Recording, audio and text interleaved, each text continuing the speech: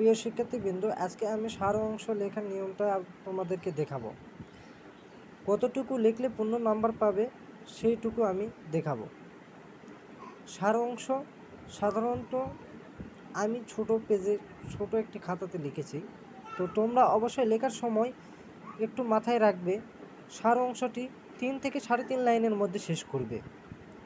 বরঞ্চ 3 লাইন কিংবা 2.5 লাইন হলে আরও ভালো হয়।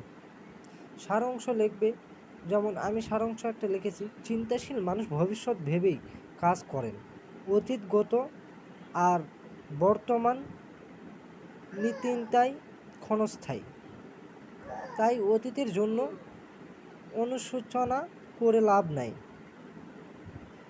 ক্ষণস্থায়ী ভবিষ্যৎ ভেবেই বর্তমানে কাজের পরিকল্পনা করে অগ্রসর হওয়াই দূরশিতার লক্ষণ।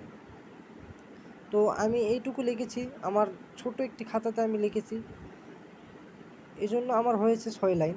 তোমরা অবশ্যই বড় খাতাতে লিখবে, 2.5 লাইনের মধ্যে শেষ করবে, এটা সবচেয়ে ভালো। যদি 2.5 লাইনের মধ্যে না হয় তাহলে 2 লাইনের মধ্যে শেষ করবে। আশা করি ভিডিওটি ভালো লেগেছে। ভালো লেগে থাকলে একটি লাইক, শেয়ার, সাবস্ক্রাইব দিয়ে চ্যানেলের পাশে থাকো। আবার নতুন ভিডিও পাওয়ার জন্য অপেক্ষা করো।